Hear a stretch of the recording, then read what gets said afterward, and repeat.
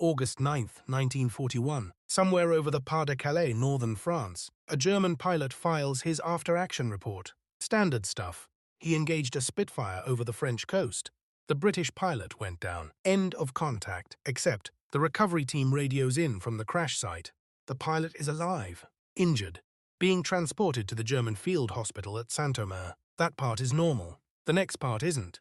The pilot they pulled from the wreckage had no legs, not injured legs, not legs broken in the crash, no legs. From the mid-thigh down on both sides, nothing, just aluminum and leather and steel cable where a man's limbs should be. The operations room goes quiet. Someone asks the question everyone is already thinking. How did he get into that cockpit? Nobody answers, because nobody knows yet. His name is Wing Commander Douglas Bader. He's the 5th highest scoring ace in the entire Royal Air Force. He's led 3 full squadrons of Spitfires on offensive sweeps over occupied France. And the Germans are about to make the most expensive mistakes of their entire prisoner management operation. They think they've captured the thing that made him dangerous. They haven't captured anything. Woodley, 1931. To understand what the Germans pulled from that wreckage, you have to go back 10 years. December 14, 1931. A grass airfield in Berkshire, England. A 21-year-old RAF pilot who was constitutionally incapable of doing anything slowly. Douglas Bader had graduated from the RF College at Cranwell with a reputation. His flying made his instructors nervous. His personality made his commanding officers want to either promote him immediately or court-martial him before lunch, depending on the day. He played rugby the way he flew. All forward, no retreat. The idea of personal limits was something that applied to other people. That afternoon at Woodley Aerodrome, some friends dared him to try low-level aerobatics. He couldn't not do it. That wasn't who he was. He took off. He rolled the aircraft low over the field, too low. The wingtip touched the grass. The aircraft cartwheeled, full speed, dirt and metal and noise. When they cut him out of the cockpit with a hacksaw, he was barely conscious.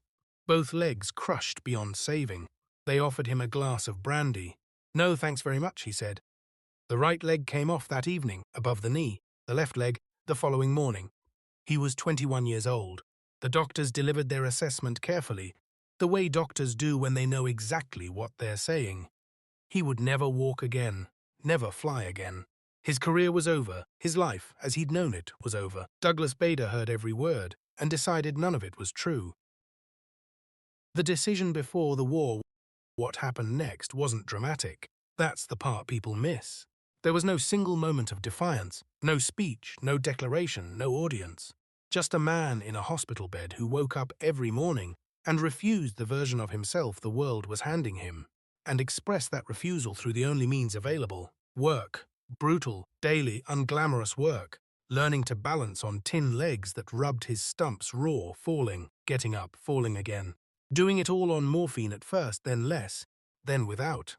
He learned to walk so naturally that strangers on the street didn't stare. That took months. The rolling gait he developed became so distinctive that years later, every man who served under him could identify him from 300 yards just by the way he moved. He drove a car with hand controls. He went back to the golf course, shot in the low 90s on aluminum legs. If you've played golf, you know what that means. He danced. He met a woman named Thelma Edwards at a tea room in Bagshot called the Pantiles, where she worked as a waitress. He fell in love with her. He proposed. She said yes. The RF let him fly again in 1932. His evaluation came back with one word in the comments column: exceptional. Then the Air Ministry reversed the decision. King's regulations had no provision for a pilot with no legs.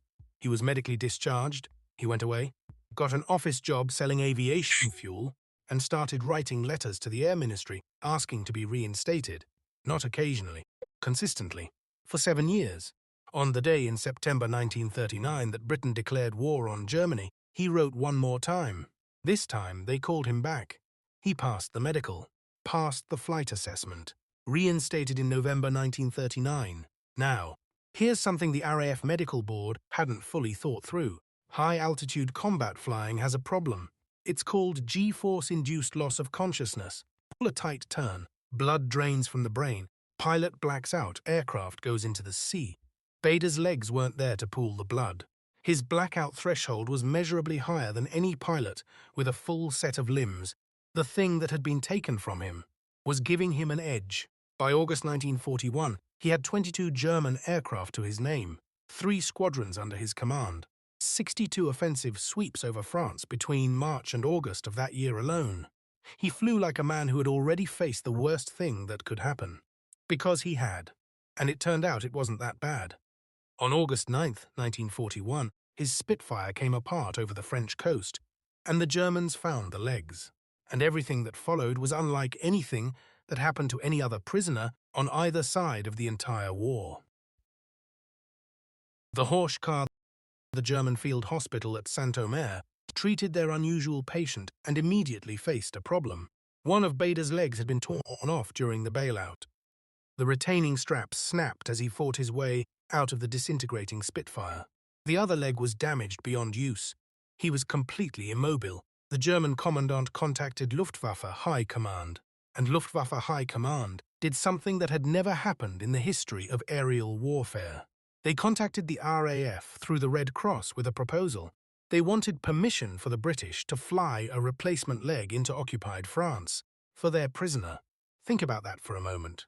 The German Air Force, in the middle of a war, asking the British Air Force to send a transport aircraft through German-controlled airspace to deliver a prosthetic limb to a captured enemy pilot.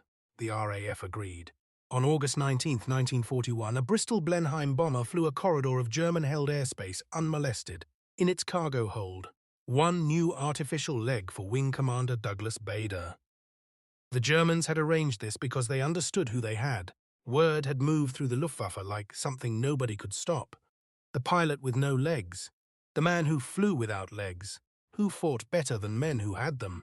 Adolf Galland wanted to meet him. Now, Galland wasn't just any pilot.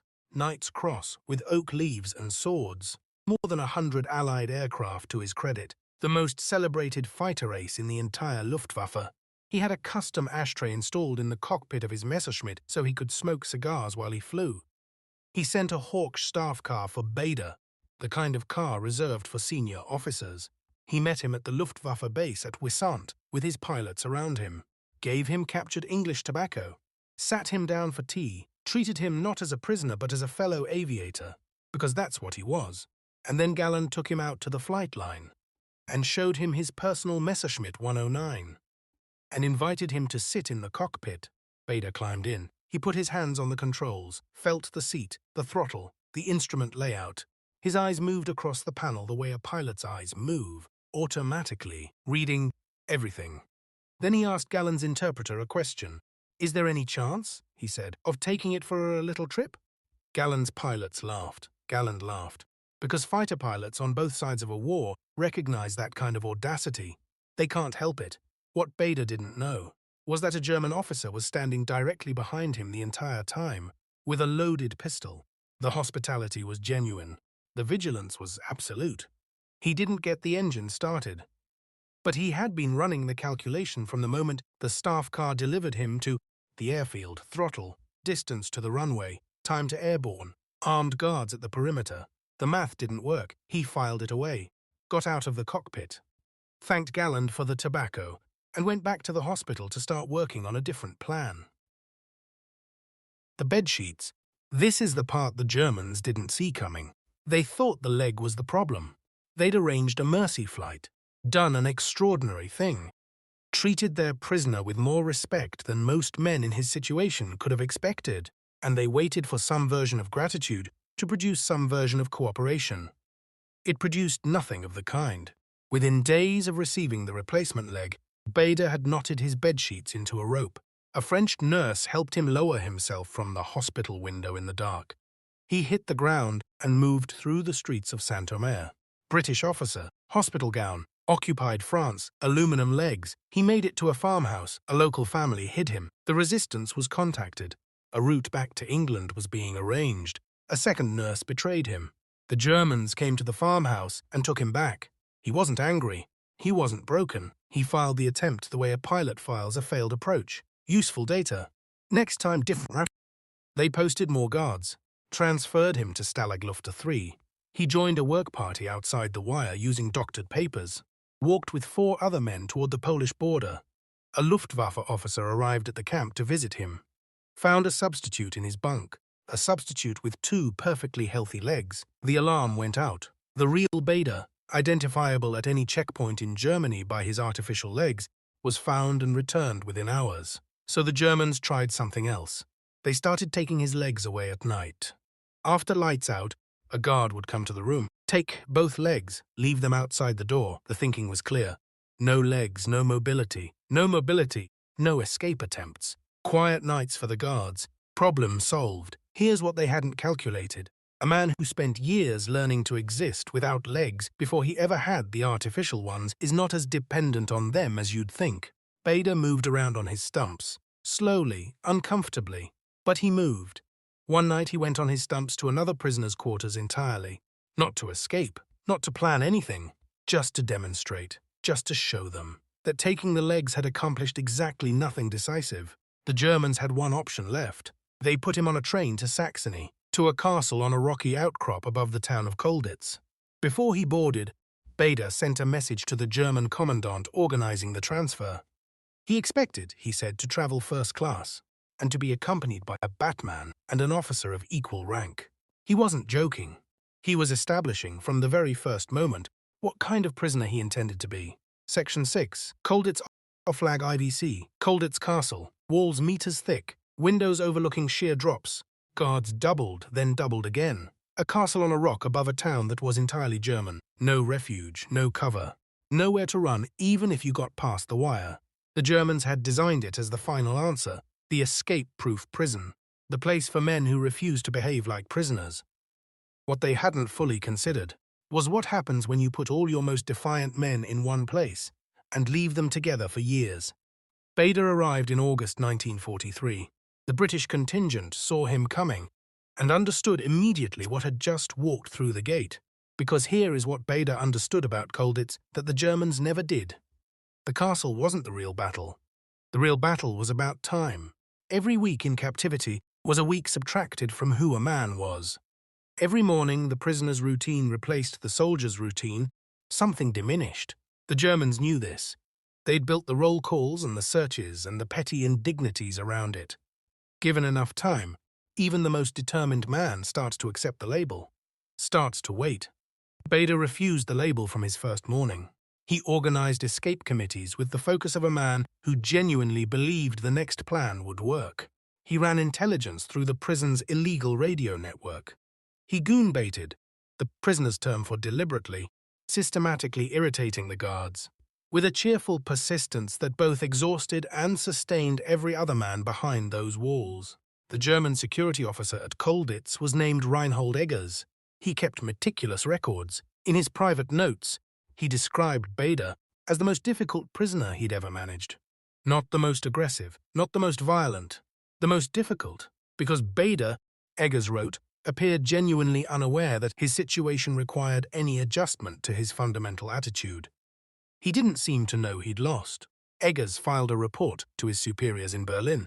He wrote that Wing Commander Bader represented a category of prisoner the camp wasn't built to contain. That conventional prisoner management only works when the prisoner shares, at some level, the captor's understanding of the situation, that the prisoner accepts, however unwillingly, that he has been defeated. That shared understanding is the foundation everything else is built on. Bader didn't share it. He didn't appear to consider himself defeated at all. Without that foundation, Eggers wrote, every single interaction between prisoner and guard becomes a contest of wills rather than an administrative procedure. And in a contest of wills between a man who is there because he was ordered to be, and a man who is there because he has decided it's temporary. The man who has decided wins more often than the numbers should allow. Eggers requested guidance from Berlin on how to proceed. Berlin sent silence. Because Berlin didn't have an answer, the German military had a solution for almost every problem it had ever faced. It did not have a solution for a man who had decided in a hospital room in Reading in 1931 that external circumstances don't determine what a person is capable of. You can't build a wall high enough for that. You would need to change his mind, and his mind had been set for a decade before the war ever started. What they understood too late. Reinhold Eggers wrote something after the war that matters more than anything in his official reports. He said, "The prisoners who were hardest to manage were never the loudest ones, never the ones causing the most visible disruption. They were the ones who didn't seem to be waiting. Most prisoners, even the most determined, carry a quality of suspension. Life paused, held in place until something external changes. Even escape committees are, at some level, waiting for the right conditions, the right season, the right papers. Bader didn't carry that quality. He moved through each day like a man with places to go, not as performance, not bravado for the benefit of other prisoners, just the steady forward motion of someone who had decided his current address was temporary and was operating accordingly. This is what the Germans had captured when they pulled him from that wreckage over France. They had a man's body. They had his artificial legs, which they removed each night and set outside the door. What they didn't have was any part of the thing that actually made him what he was. Because that thing had been built between 1931 and 1939, in the years when nobody was watching, when nothing was guaranteed, when the easy version of the future was available every single morning, and he chose a different one instead. The Germans thought the leg was the problem. They arranged a mercy flight. They did an extraordinary thing and waited for it to matter. It didn't matter, because the leg was never the point. The leg was aluminum and leather and steel cable. Machinery. The thing they were trying to contain was 10 years old before they ever met him. And it wasn't in the leg. Adolf Galland said it best years after the war. He said most men, when they lose something essential, spend the rest of their lives defined by the loss. Bader spent the rest of his life defined by what he chose to do next. That was the difference. And in the end, it was the only difference that mattered. April 15th, 1945, the 1st United States Army reached Colditz on April 15, 1945. The guards handed over their rifles one by one. The gates opened. Douglas Bader walked out on his tin legs, rolling gait unchanged. 3 years and 8 months after they'd put him on that train to Saxony, his first act as a free man was to go to the nearest Allied airfield and ask for a Spitfire. He wanted to rejoin the fighting before the war ended. They said no, he argued. They said that the war in Europe would be over in weeks, and he was not going back into combat. He found a telephone, called England. Thelma answered. She'd been waiting 1,341 days for that call, and she'd known, not hoped, known that it was coming, because she'd watched him rebuild himself once from nothing, and she understood the material she was dealing with. He was driven to Paris, flown to London, medical, then the drive to Ascot, where she was waiting. On June 15, 1945, Group Captain Douglas Bader led the Victory flypast over London, 300 aircraft over the city. He was in the lead aircraft. Of course he was. What it actually cost here is the part that doesn't usually make it into the history books, the part that's harder to tell, but more honest. He came home in April 1945 to a RF that had moved around him while he was gone. The tactics had evolved.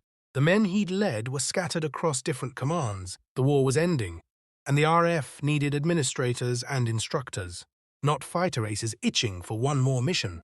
He was sidelined, given an instructor's role, wrong assignment for the right reason. He knew it, hated it. In February 1946, he left the RAF, not on his terms, on the RF's terms. The institution that had twice rejected him, and once taken him back out of desperation, had no further use for a man who couldn't be pointed at a target without immediately trying to reach it. He went to work for Shell Oil Company. It was a good fit. The job required flying goodwill missions across Europe and North Africa. He could keep flying. He took Thelma. He took his dog. He shot golf to a single-figure handicap. He gave speeches. He campaigned for amputees with the same energy he'd brought to everything in his life. In 1956, a film called Reach for the Sky told his story to a generation who hadn't lived it. He watched it and had notes. Then in 1967, Thelma was diagnosed with throat cancer. She had been at every checkpoint of his life. The tea room in Bagshot when he was a discharged pilot with no legs and no future. The wedding in 1933. The years of waiting while he flew over France. The 3 years, 8 months of not knowing if the phone would ever ring. The call from Paris. She died on January 24, 1971. They had been married 38 years. He married again in 1973. a woman named Joan Murray, strong-willed enough to handle him, which was the only qualification that mattered. He said he owed her the proposal because he'd crashed his car into a wall and injured her leg. That was Douglas Bader proposing. He flew until 1979 when his health finally grounded him for the last time. He was knighted in 1976 for his work for disabled people, the right recognition of the right thing, arriving 45 years after the work began in that hospital in Reading. On September 5, 1982, he attended a dinner in London honoring Air Marshal Sir Arthur Harris. He gave a speech.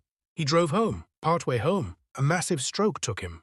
He was 72 years old. He died the way he had lived. Moving forward, Adolf Galland survived the war. He and Bader met again at air shows in the 1970s, sat across dinner tables, talked about aircraft. Two men who spent 4 years trying to kill each other's countrymen, genuinely enjoying each other's company. In a late interview, someone asked Galland what he remembered about Bader. He didn't talk about Wissant, didn't talk about the cockpit or the Mercy flight or the escape attempts, he said. He remembered a man who walked into a room as if the room had been waiting for him to arrive. He said he'd never seen that quality in anyone else. On either side of the war, he said he didn't have a name for it, but he knew it when he saw it, and he'd only seen it once. If your father flew in this war, if your grandfather wore a uniform, any branch, any theater, any nation, there are people in your family whose stories carry the same weight as everything you just heard. Stories that were never put in a film, names that never appeared in a newspaper, decisions made in hospital beds and cockpits and prison cells that shaped the world you live in today. Put their name in the comments, their branch, where they served. Because the people who live these stories are leaving us, faster than we can record them. And the least any of us can do is say their names out loud while there's still time to say them. Douglas Bader's foundation still exists. It carries his name and his understanding that the limits circumstance places on a person are not the same as the limits of the person. He learned that in 1931, in a hospital in Reading. When he was 21 years old and the world had finished with him, he spent the next 51 years proving it wrong.